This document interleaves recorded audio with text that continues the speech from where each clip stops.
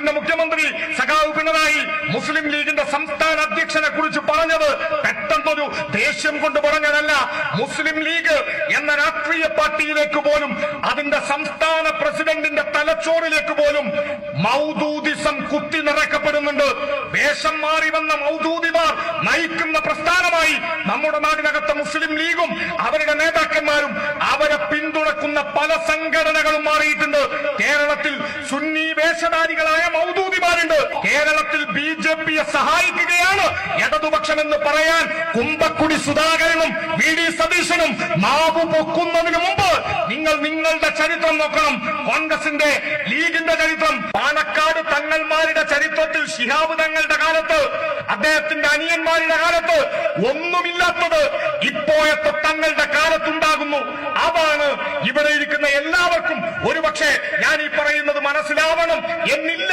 എന്നാലും പറയുന്നു, മുസ്ലിം ലീഗിന്റെ നേതൃത്വത്തിൽ പാണക്കാട് കേന്ദ്രമായി ഒരു പുതിയ സംവിധാനം വരുന്നുണ്ട്.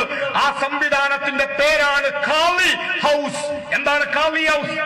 മുസ്ലിം ലീഗിന് അവരുടെ അധികാരം സമ്പൂർണമായും നഷ്ടപ്പെടുകയാണ്. അവർക്കിനി പിടിച്ചു നിൽക്കണമെങ്കിൽ പാണക്കാട് തങ്ങളാണ് ഏറ്റവും വലിയ തമ്പുരാൻ എന്ന് വരുത്തി തീർക്കണം. ഞങ്ങൾക്ക് ഈ നാടിനോട് പറയാനുള്ളത്, പാണക്കാട് കൊടപ്പനക്കൽ തറവാട്ടിലെ ഏതെങ്കിലും ഒരാളെ ചൂണ്ടിയിട്ട് ഇദ്ദേഹമാണ് കേരളത്തിലെ എല്ലാത്തിനുമുള്ള ഉത്തരം എന്ന് പറഞ്ഞാൽ അതിന് ഈ നാടിന്റെ ചരിത്രം നിങ്ങൾ നോക്കണം. പ്രിയപ്പെട്ടവരെ, കേരളത്തിലെ കാളിമാർ, ആ കാളിമാർക്ക് അതിന്റേതായ പാരമ്പര്യമുണ്ടാവണം. എന്നാൽ ഇന്ന് ലീഗ് ഉണ്ടാക്കുന്ന പാണക്കാട് ഖാലി ഹൗസ് ലീഗിന്റെ കൊടപ്പനക്കൽ തറവാട് കേന്ദ്രീകരിച്ച രാഷ്ട്രീയ ഹൗസാണ്. ബാബരിപ്പള്ളി തച്ച് തകർത്തത് സംഘപരിവാരമാണ്. ബാബരിപ്പള്ളി തകർത്ത സ്ഥലത്ത് രാമക്ഷേത്രം നിർമ്മിക്കുമ്പോ ഇന്ത്യയിലെ മുഴുവൻ ദേശീയ പാർട്ടികൾക്കും ഒരു കത്ത് കിട്ടി. രാമക്ഷേത്രത്തിന്റെ ഉദ്ഘാടന ചടങ്ങിന് സ്വാഗതം എന്ന് പറഞ്ഞുകൊണ്ട് ആ കത്ത് ഇന്ത്യൻ മതനിരപേക്ഷതയുടെ ഏറ്റവും ഉജ്ജ്വലനായ കാവൽക്കാരൻ സഖാവ് സീതാറാം യെച്ചൂരിയുടെ മേശപ്പുറത്തുമെത്തി. നമ്മുടെ പാർട്ടിയുടെ അഖിലേന്ത്യാ ജനറൽ സെക്രട്ടറി ആയിരുന്ന സഖാവ് സീതാറാം അതിനൊരു മറുപടി കത്തെഴുതി. ഞങ്ങൾ ഈ രാജ്യത്തെവിടെയെങ്കിലും ഒരു രാമവിശ്വാസി, ഒരു രാമഭക്തൻ രാമക്ഷേത്രം പണിതാൽ അതിനെതിരല്ല. ഈ നാടിനകത്ത് എവിടെയെങ്കിലും ഒരു രാമക്ഷേത്രം നിർമ്മിക്കുന്നതിന് കമ്മ്യൂണിസ്റ്റ് പാർട്ടി എതിരല്ല. എന്നാൽ ഇന്ത്യയിലെ ന്യൂനപക്ഷ സമുദായം കാലങ്ങളായി ആരാധന നടത്തിയ രാജ്യത്തെ ഒരു ചരിത്ര സൗധമായ ബാബരി തച്ചു തകർത്ത് അവിടെ രാമക്ഷേത്രം നിർമ്മിക്കുമ്പോ ഞങ്ങൾ അതിനെതിരാണ്. അത് ഇന്ത്യൻ മതനിരപേക്ഷതയെ തകർക്കലാണ് എന്ന് പറയാൻ കമ്മ്യൂണിസ്റ്റുകാർ മടി കാണിച്ചില്ല. എന്നാൽ അതേസമയം നമ്മുടെ നാട്ടിലെ മുസ്ലിം ലീഗ്, ഇവിടെ ലീഗ് പറയുന്നു ഞങ്ങളാണ് സമുദായ പ്രേമികൾ, ഞങ്ങളാണ് സമുദായത്തെ സംരക്ഷിക്കുന്നവർ. എന്നെ കേൾക്കുന്ന ഏതെങ്കിലും ഒരു ലീഗുകാരൻ സുഹൃത്ത് ഇവിടെ എവിടെയെങ്കിലും ഉണ്ടെങ്കിൽ നെഞ്ചത്ത് കൈവച്ച് സ്നേഹത്തോടെ, വെല്ലുവിളിയല്ല പ്രിയ ലീഗ് കൂട്ടുകാരാ, സ്നേഹത്തോടെ ചോദിക്കട്ടെ, നിങ്ങൾ ജന്മഭൂമി വായിക്കൂ. RSSന്റെ BJPയുടെ കേരളത്തിലെ മുഖപത്രമാണ് ജന്മഭൂമി. ആ ജന്മഭൂമി പത്രം നമ്മുടെ പാർട്ടിയുടെ ലോക്കൽ സെക്രട്ടറി, ബ്രാഞ്ച് സെക്രട്ടറി മുതൽ അഖിലേന്ത്യാ സെക്രട്ടറി വരെയുള്ള ഏതെങ്കിലും ഒരു നേതാവിന്റെ, ജീവിച്ചിരിക്കുന്നവരോ മരിച്ചവരോ ആയ ഏതെങ്കിലും ഒരു കമ്മ്യൂണിസ്റ്റ് പാർട്ടി നേതാവിന്റെ പേര് പറഞ്ഞുകൊണ്ട് അടിപൊളിയാണ്, അഭിനന്ദനം, ഉഷാറാണ്, പ്രശംസിക്കുന്നു, ഒരു വാക്ക് ഞാൻ പറയുന്നത് ക്ലിയർ ആകുമെന്ന് വിചാരിക്കുന്നു. വെറുതെ പ്രസംഗം മാത്രം കേട്ടാ പോരാ.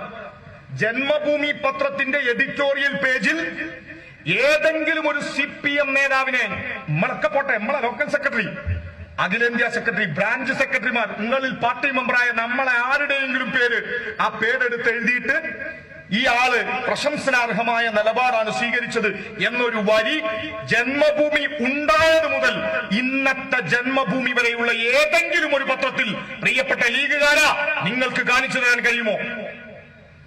എന്നാൽ ഞങ്ങൾ കാണിക്കാം. ഇന്ന് വേണമെങ്കിൽ ഇപ്പൊ കാണിക്കാം. എന്റെ ഫോണിലുണ്ട്.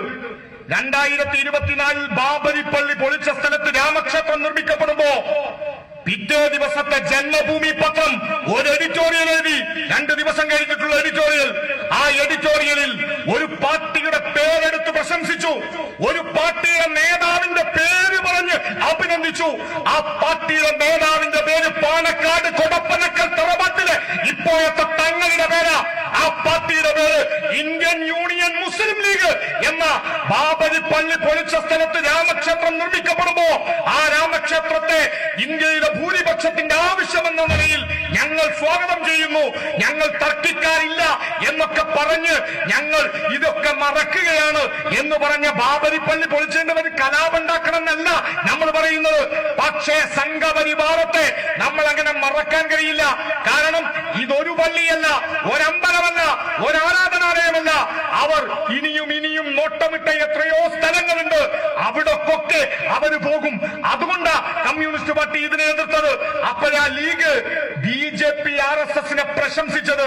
അതുകൊണ്ടാ RSSന്റെ മുഖപത്രം BJPക്കാർ തങ്ങളെ പ്രശംസിച്ച് കുറിപ്പെഴുതിയത്. എന്നിട്ടിവരാണ് നമ്മുടെ നാട്ടിൽ വന്നിട്ട് പറയുന്നത്, സഖാക്കളെ നിങ്ങൾ പോരാ. ഇന്ന് കേരളം അനുഭവിക്കുന്ന മതനിരപേക്ഷതയുണ്ടല്ലോ, ഇന്ന് കേരളം അനുഭവിക്കുന്ന ഒരുമയുണ്ടല്ലോ, ഇന്ന് കേരളം സാധ്യമാക്കുന്ന ജനാധിപത്യ മൂല്യങ്ങളുണ്ടല്ലോ, അത് സാധ്യമാവാൻ നമുക്ക് മുകളിൽ ഈ വെയിലേൽക്കാൻ ഈ ചെമ്പതാകെ ഇങ്ങനെ ഉയർന്നു പാറിയത് കൊണ്ടാണ് നമുക്ക് തണല് കിട്ടുന്നത്. നമുക്ക് മുകളിലെ ഈ ചെമ്പതാകയുടെ തണലിലാണ് പ്രിയപ്പെട്ടവരെ നാം ജീവിക്കുന്നത്. ഈ ചുകപ്പിന്റെ കരുത്ത് അവിടെ നിന്ന് മാഞ്ഞുപോയാൽ ചുട്ടുപൊള്ളുന്ന വെയിൽ എന്റെയും നിങ്ങളുടെയും തലയിൽ, നമ്മുടെ ഉച്ചിയിൽ നമുക്ക് നമ്മൾ തളർന്നു വീഴും പോലെ നമ്മുടെ തലയിലേക്കേൽക്കും. അത് സംഭവിക്കാതിരിക്കണമെങ്കിൽ, നമ്മൾ വെയിലേൽക്കാതെ തണലത്ത് നിൽക്കണമെങ്കിൽ, നമ്മൾ നാളെയും ഹിന്ദുവും മുസൽമാനും ക്രൈസ്തവനും മതമുള്ളവനും ഇല്ലാത്തവനും ഒരുമയോടെ ജീവിക്കുന്ന കേരളം, ഇന്ത്യ ബാക്കിയാവണമെങ്കിൽ, മതനിരപേക്ഷ ഇന്ത്യയെ കരുത്തോടെ സംരക്ഷിക്കാൻ ഈ കേരളത്തിലെ ഇടതുപക്ഷത്തിന് കരുത്താവണം.